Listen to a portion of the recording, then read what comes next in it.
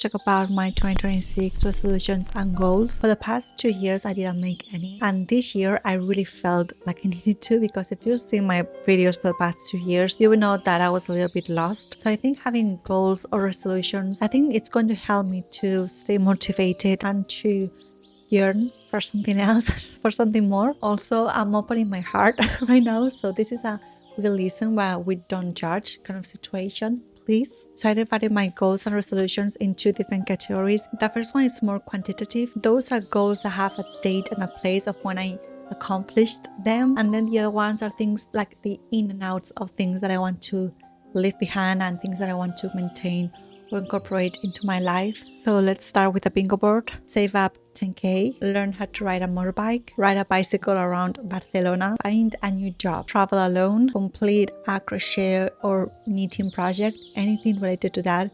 Just complete an entire project. Learn calligraphy, go to a workout class, any type of workout class, just go, and read 50% of my physical TBR. I want to make a video at the end of the year talking about all of these goals because I really want to accomplish all of these goals. These are things I've written down because they have either been on my mind for the longest time or things that I need to get out of my comfort zone to do it, because not all of them scare me, but some of them do scare me. So these are either challenges, things that scare me, or things that I've been putting off for the longest time that I don't want to keep procrastinating and just actually do it. And then for my ins and outs, going to sleep in silence, only reading one book at a time, which so far that you have done it, and honestly the feeling of only reading one book at a time, marvelous. I feel like I'm really connected with the only book that I'm reading. Stretching and becoming stronger, feeling cute, chic and whimsical. This one really goes in hand in hand with my breakup from last year. Last year I didn't feel cute,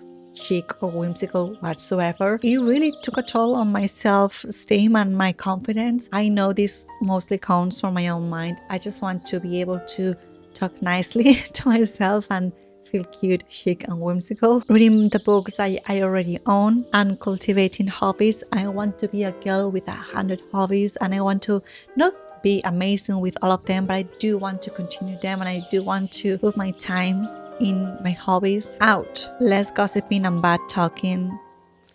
Yeah, we do not want to continue doing that. Overreacting and not forgiving, not budgeting and overspending. I actually created a Google Sheets with like my budget, and I love following my budget right now because it really helps me to not overspend. This really connects with my I want to save up 10k this year. My budget really helps me to hopefully reach that goal. Bad eating habits and not eating clean. Like I said, my breakup really made me fall into bad habits, and one of those bad habits was binge eating, which is something that I've never done before. Growing up, whenever I was anxious, I just wouldn't eat, and so for some reason this year, like last year, it really changed. Like I started binge eating instead of not eating, and I was also binge eating things that weren't really good for me. So thankfully I've sort of kept that in control. I still suffer from that sometimes. I still binge eat sometimes, which, you know, it's weird for me because it's a new feeling, but it's fine. We're learning how to live with it. Too much screen time.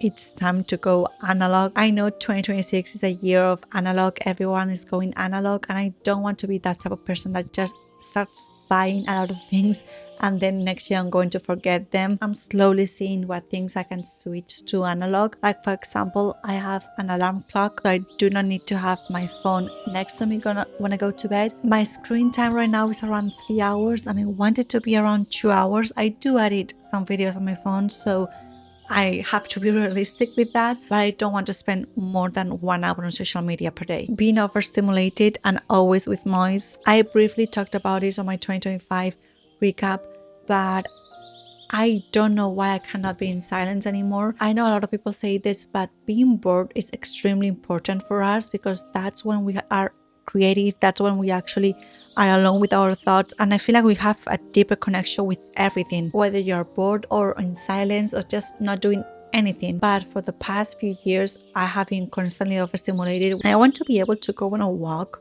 without listening to music, or maybe just sit in silence and think. I know it sounds kind of dumb, but I just cannot be overstimulated all the time because I don't want to see my cortisol levels rise up, because everyone's talking about cortisol right now.